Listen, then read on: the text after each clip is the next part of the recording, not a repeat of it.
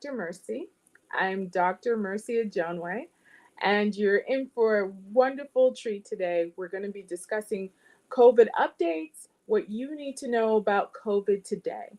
So, first, I want to say happy Friday. I hope everyone is seeing me. Can you guys see me? If you can, type yes in the comment section. Also, type where are you viewing this live from? So, what city are you in? Just I want to see if I could see anyone now. Let me look at the comment section. Can you guys see me? Happy Friday. Hope you guys had a wonderful, wonderful week. And I hope you guys are ready for the weekend as well. Okay. Hi, Sheila. You're from Southern Carolina. I'm Carolina, Southern California. How are you? How are you? Hi, hi, Erlen from North Carolina. How are you? Brick Blake from Carolina as well. Hi, welcome, welcome, welcome, welcome. Um, I hope you guys, like I said, I hope you guys had a great day. And we will be, today we'll be discussing about COVID. Hello, I'm doing well. Thank you, thank you, thank you. Paris, Texas, Susan Baldwin. Okay, you're here in Texas? Great. Okay, just a second. It seems like we're having a little technical difficulties. Um, just bear with me right now. I believe we have our guest who happens to be my friend, Dr. Gertie Anyuwoke.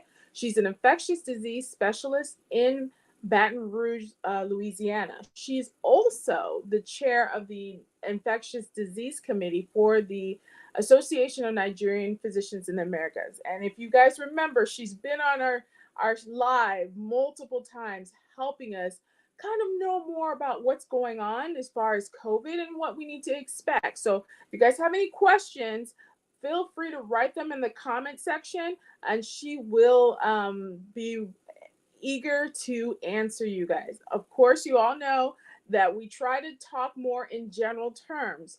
Obviously, if you have personal questions that are to your own personal care, you want to really talk to your physician. Okay, it looks like she's coming on board. Let's wait a second. Just a second.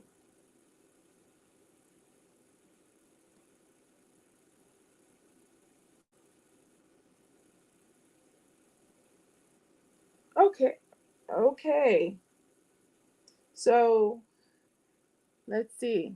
Okay, Sandy from Allentown, Pennsylvania. Hi. Hi, Sandy Castro. How are you doing? Peggy Dorsey from Dallas. Okay, okay. Neighbor. Hi, neighbor. Hi, Miss Peggy. And Brenda Irvin from Pennsylvania as well. Hi, how are you guys? Hope you guys are doing well. So it looks like we're having a little bit of technical difficulties, but bear with us. We will be having her on shortly. If you guys haven't already noticed, COVID cases are coming down, and I've been working in the hospital system as a hospitalist. So I, throughout the whole COVID pandemic, I've been able to kind of see, the trends. And so far, the number of admissions that I've had to do for COVID patients has dramatically reduced to about 1/10 of the number of cases that I typically do for COVID. So there's less people requiring hospitalization for COVID. I do still see, though, that those who require it, there's a mixture. There's a mixture of those who are unvaccinated and those who are vaccinated. Definitely, I still see the trend that those who are vaccinated tend to fare better, not require so much oxygen as those who are unvaccinated. So I definitely seen that since vaccination has started, we've seen less people needing so much oxygen when they do come into the hospital. But this Omicron variant, I do say that even those who were vaccinated did suffer from some moderate to severe cases of COVID. Hey, Wendy Williams, how are you from Chicago? How are you? goodness, from Lagos, Nigeria. Wow. Okay, that is awesome. Well, welcome. That's so cool. Okay, let's see. Let me call her in, see if she's if we may just have to do a call in. Just 1 second.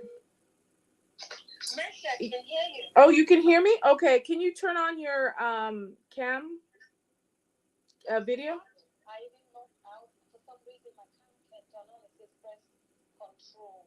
Okay, that's fine. If you can't turn it on, that's fine. We can probably just do a sound instead. That's fine. All right. Okay, all right. So it looks like she's having trouble with her video. That's fine. We can just have her kind of come in via audio. Um, Dr. Annie, okay, can you hear me? Yes, I can hear you. Okay, awesome. Unfortunately, I guess we can't see your faces. Your video, you're having technical difficulties with your video. That's okay. But I'm glad that you have the ability to be here today with us. So welcome. We appreciate you coming on to this live. Okay, let's see if we can get her back on. Thank you. I'm happy to be here. Okay, great. So, Dr. Gertie, what exactly is happening right now when it comes to COVID? What are we seeing? What we are seeing is that we seem to have peaked in terms of Omicron related infections. Of course, Omicron has become dominant Yes. for about 2 months now. Yes. And it seems to be going down like the states Yes. that started getting Omicron first. You can see that the slope has gone down. But the Yes. thing is, there's a lag between infection, hospitalization, and death.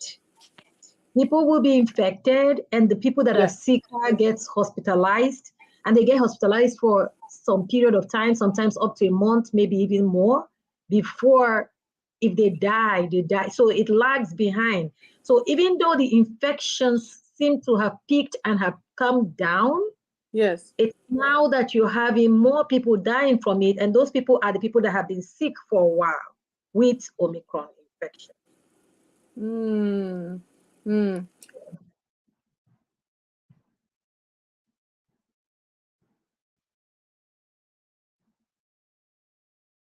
Okay. Hello? Okay, sorry for that. So can you repeat that again? So those that you said that there's a lag time between knowing how many people die from COVID. Can you repeat that again? I'm sorry. So initially, when you have the infection, right, it keeps going up and up and up, and it peaks. There's a spectrum.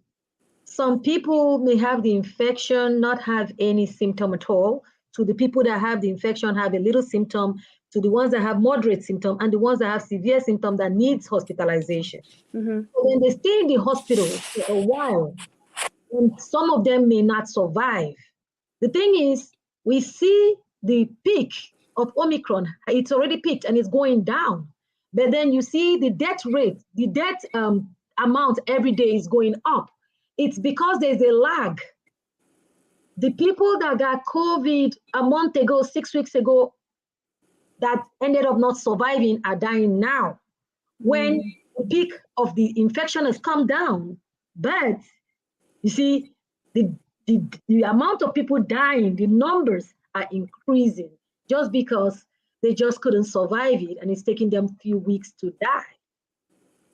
So that's why it looks like you have more people dying when we're saying that the rate of infection is coming down. There is a lag in between. So do you see a difference between the Omicron versus the Delta from the severity and even the symptoms? Is there a difference? Can you tell from a population standpoint? Yes, from a population standpoint, what I would say is that the spectrum of disease is similar. What I mean is from no symptom at all to somebody getting hospitalized and actually dying. So that spectrum occurs in both Omicron and Delta and the other variants. The difference is that Omicron, Go even though ahead. it's I'm more sorry. infectious, Omicron is more infectious. However, what I have seen, and this is just from my own patients, it hasn't been that severe.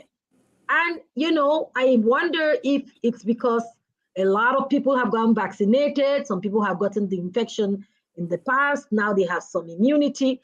I'm not sure if that's factoring in, or the virus itself is just not as severe in terms of uh, in terms of morbidity as Delta was. But it is certainly more infectious. Like, what I mean by more infectious is like, if the regular Omicron, what we call wild type, the regular COVID, which we call the wild type, would infect maybe 2 to 3 people. Delta will infect maybe 4 to 6 people. Well, Omicron will infect maybe 8 to 9 people. So it'll infect more people more easily than Delta and all other COVID variants previously. However, in terms of severity, we are not seeing that the patients are more severe. So we still have people that will end up in the hospital with Omicron and people that will die with Omicron, but the rates are not as before. And then I know people will be like, well, we had a lot of infection. Yes, but look at the population. When we first had COVID, majority of us were home, everybody was on lockdown, so you weren't having that much exposure, right? Now, when people are tired, literally, and I mean, life has to continue. So you see more people out there, and so we have to, compare the amount of people that's out there and the amount of infection. I think sooner or later, almost everybody will get infected. So the best thing people can do for themselves is to get vaccinated. So as far as symptoms, are the symptoms the same in compared to the Delta versus the Omicron variant? For the most part, but I have seen that with the Omicron variant, not a lot of my patients come in complaining of loss of taste or loss of smell. I don't see too much of that. So to that extent, it might be acting a little different. Is there an explanation? I don't think we have that yet. Hopefully some researches will get us the answer. But some people tend to have, a different kind of sore throat. So it's not like the typical symptoms that we had before for the wild type variant of COVID that we're having with Omicron. But it has its own severity in terms of people that have immune issues, people that are immunocompromised, people with cancer, people with severe diabetes and other conditions that make them more, what will I put it, more predisposed, especially the elderly too. So, because when I was in the hospital, taking care of some of these COVID patients that I'm pretty sure they had the Delta, they had a lot of like upper respiratory symptoms. That's what they would complain about, like upper respiratory type symptoms. And then they maybe had the shortness of breath, but it was really the upper respiratory symptoms that seemed to affect them a lot more. And that's just a second. It looks like, man, we're having technical difficulties here. Can you, hello? Did you Yeah, hear what I said? yeah, Yeah, it seems like we're having technical difficulties for some reason. But what I was saying is, I saw, okay, finally, okay.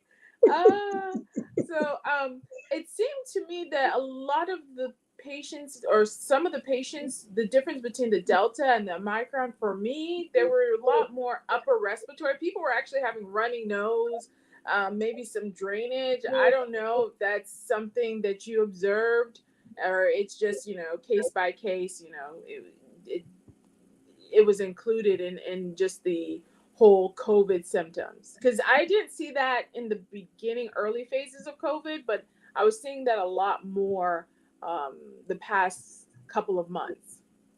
yes, people are having more runny nose and all. Don't forget that this is the time for viruses. It's not Yes. just um, COVID-19 that's around. And once Okay. people start behaving close to normal, right? Because look back 2020, 2021, at Yes.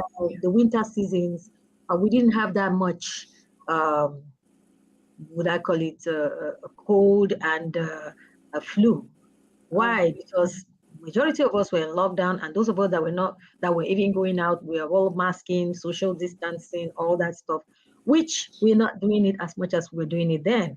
And the rate of other viral infections is definitely increasing. The rate of other viral infection is increasing in the community. So it would not be surprising to have somebody that has Omicron and also has the flu. And for children, they tend to have respiratory syncytial virus. And it's definitely possible for someone to have that and also have Omicron. And remember that there are other viruses that are common this time of the year, even the viruses that cause the common cold. There are 4 coronaviruses that cause the common cold that are not SARS-CoV-2, right? Those also can come into play. So I'm not sure that we know for sure, all the reasons why we tend to have more respiratory symptoms right nice. So, and that probably because I remember someone had told me, and just in case others in the audience may also be thinking about this too, they had said something about having COVID, and it had they had the COVID infection, and 2 weeks later, after they were cleared, they started having a day and a half symptoms of diarrhea. And they came to me asking me, they were clear, but they came to me asking me if that diarrhea was related to their COVID symptoms or their COVID infection.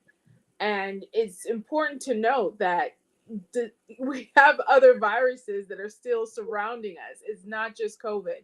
So if you're clear and you're negative, the thought process is that that infection that you had may be other viruses that could have caused it.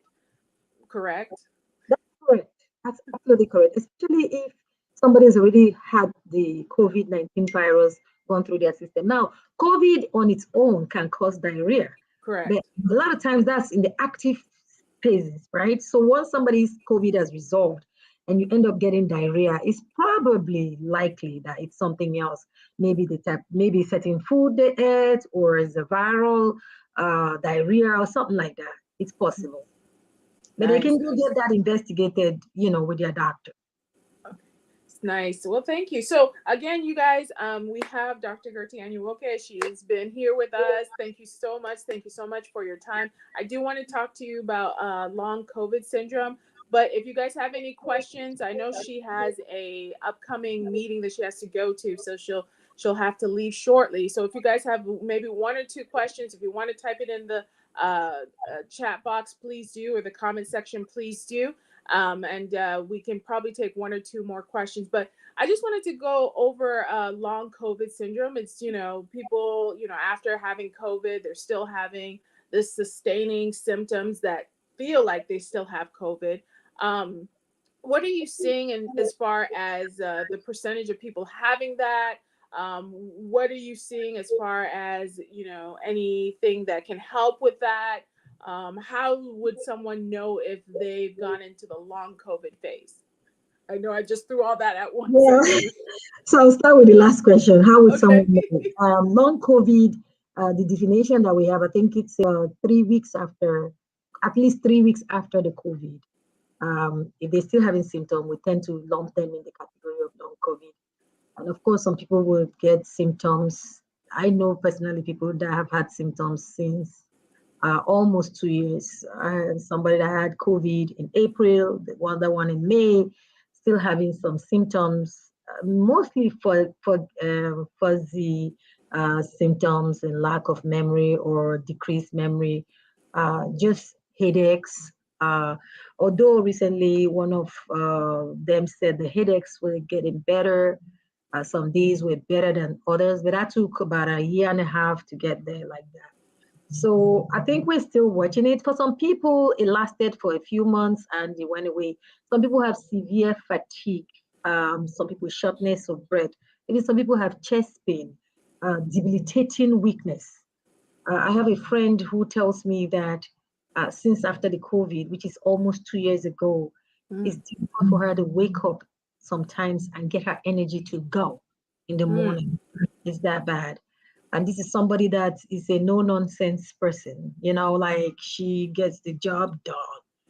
And so it's for real. It just and you asked me about how much of the people that get COVID get long haulers or long COVID syndrome. yeah, I'm not sure that we have the exact number, but just from what I see from my own Yes. population, I would say somewhere between 20 to 30%, Okay. just from what I see in my population. But I think everything is happening at once. We need time to get more data to be able to say authoritatively this is the amount of people that are actually getting it after they have the acute COVID. I read somewhere recently that they did a study. They kind of looked at several studies together, and they've seen that there may be significance of getting vaccination and that improving with long COVID syndrome. Um, I like you said, I think the data is still out on that, but is that something that people are looking into? So we are hoping that data pans out, because a lot of times you have to have a critical mass. So maybe you have one, you have to have so many corroborating the same facts for you to Yes. say it with a lot of confidence. What I find with all these infections, not just COVID, is that as humans, we say, okay, we put a predicting model. We can only do so much. Yes. We have to have some humility in accepting that we do not know everything. Yeah. Now, today, being February 18, 2022, we know a lot more about COVID than 2 years ago. That's Yeah. correct. I'm sure there's still a lot that we don't know. And so it's going to be time and the work of researchers that's going to give us more concrete answers on a lot of this stuff. So, Davita Quinn had said we had several die quickly from being infected by the virus. Why? When she said quickly, how long is quickly? How long was it? Yeah, that's something. How I wish you would, if Davita, if you're still on, how long was the time span from them dying from the virus? But I guess it begs to, I guess the overall question she's asking is, there's some people that it becomes very severe for, and then there's some people who just have the mild symptoms. Is there a discrepancy? Every human being is different. And because we are all different, our immune components are also different. Let's not forget that the human being has an immune system that fights not just Omicron, all kinds of diseases. A lot of times we get viral infection, bacterial infection. We don't even know that we have it, because why? Our immune system takes care of it. So that's why we tell people to keep up with your immune system. What do we do to keep our immune system up? Apart from genetics, which we cannot change, because I'll just give you an example. I remember when I was a fellow in New York, we had some HIV patients that we called non-progressors. They were not on medications. They had had HIV for 20-something years, not on any medicine. And they just come in ever so often, and we just check their blood work to see if they were getting worse. As at that time, the rule was that, they got to get to a certain number before we start them on medication. So we just left them until later on, later 2000s, we started putting them on medications. But some of them actually said, you know what, I've done fine. It hasn't gotten any worse. I'm just going to keep coming back and getting checked. But what am I saying? I'm saying that there are certain components in our genetic makeup that even scientists have not been able to figure out why those things are there. So people are a little bit more protected than others. Now, for every other person, we also have to boost up our immune system. What are the things that help us to boost our immune system? We need to get plenty of rest. We need to eat well, balanced diet. And when we talk about balanced diet, a lot of fruits, vegetables, protein, carbohydrate, in good quantities, and of course, lipids. That means fat, a little bit. If we do this stuff and do exercises, those things will give us vitamins, and then if you can't take enough, you buy some. Sunlight, walking and exercise, that helps us with our vitamin D status. All this stuff helps our immune system. And so if we just do those practices, and then people that have chronic illness like hypertension, diabetes, we have to maintain those diseases in an optimal status to keep our immune system better than if we just let it go. So all these multiple factors affect people differently. Say, for instance, if somebody has cancer, right, and they're getting chemotherapy, number one, the cancer already brought down your immunity. Number two, you're getting chemotherapy, knocks down your immunity more. And those double whammy already puts your immune system down. Then you get something like COVID. It's going to be a problem. And of course, somebody is already in that situation. It's going to be easy for COVID to take them out. So maybe that person might be sick for 2 weeks, right? Or 4 weeks, or 3 weeks, or even a week. If somebody has COPD, that means their lung status maybe stage 4 COPD. That means the amount of lung capacity they have is severely reduced. That person is not going to be like the other person that does not have that kind of damage to their lung. So yes, some people might have this condition and die quicker than others, but there's so many underlying factors. And until you know the exact case and the intricacies of the case, it'll be very hard for you to say. Yeah. And I like the point that you were talking about, getting sunlight and with the vitamin D, because I also read about a study again, they're going to probably have to probe more into this about vitamin D, linkage of vitamin D levels being tied to the severity of COVID. I know in our hospital we give them vitamin D, we give them vitamin C, we give them even zinc as a protocol, from an antioxidant standpoint. And I know, having your immunity boosted prior to any viral infection is important. So just keeping yourself and your immunity and your health at baseline, making sure you have optimal health. So if you have high blood pressure, make sure your high blood pressure is maintained, controlled, take your medication. If you have diabetes, make sure your sugars are controlled. That sort of thing will help you in the long run when it comes to these viral infections. And so, yes, right? It's true. It's true. It's true. And it's not, it's not just virus, even bacteria. And just our general stress, I will tell you, stress can give you illness because it brings down your immunity. And because it brings your immunity down, you can easily get a viral infection. Yes. It's just, it is what it is. And when we say vitamin D, we're not saying specifically for COVID. We're talking about the immune system. Yes. Because the immune system needs vitamins, needs micronutrients to be able to fortify itself. We need all these micronutrients when we make cells.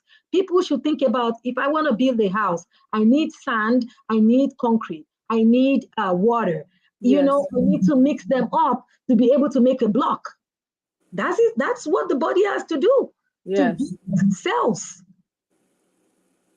That is all. Well, thank you. I mean, that was a great point. And if we, I think that's actually a great point to end on, is that, COVID is here to stay right now, but it is decreasing in cases.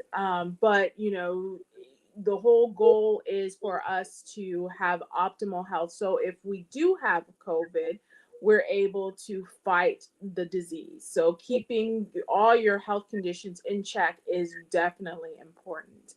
Any last word? Oh, go ahead. Any last words, Dr. Gertie? I was going to add that, yes, in addition to all these things we've said to boost our immunity, vaccination helps also boost our immunity. Let us not be discouraged because somebody got vaccinated and got the disease. what we are finding, and evidence is amassing right now, is that when you get vaccinated, even if you get the disease, you get a milder form. Hopefully, you don't end up in the hospital. And if you end up in the hospital, you don't die. Now, is it 100%? No. Nothing in medicine is 100%. Yeah. So if we would have had 50%, 50 people died versus 3 people died, that's a great improvement. We can't say, Right. oh, because 3 people died, we're not going to do this stuff. But think about it. We could have had 50 people die. And that's the way we look at it. The people that are immunocompromised, a lot of times when you give them vaccines, you have to give them more than the regular population because their immune system has to be present to mount the fight. Right. When you give a vaccine, you're giving it like an antigen, and you're asking the body to fight it by producing antibodies. What if the body is too weak to even recognize that somebody has even looked for their trouble? I mean, just think about it. Somebody that is like a hefty guy, and somebody punched them, you're going to see like multiple punches raining down your faces, right? Right. But if somebody is weak, tired, hungry, somewhere, and you punch them, they might not even notice you, or they might not even pay you no mind, right? That is how it is. When your body is weak, with all illness ridden, they may not be able to mount enough fight to produce enough antibodies to protect themselves. That is why we advocate for people to protect the people that are immunocompromised, the people that are suppressed, and for them to get more vaccines. Like we're getting 3 doses, they should get 4 doses, 5 doses even. Yes. Honestly. Yes.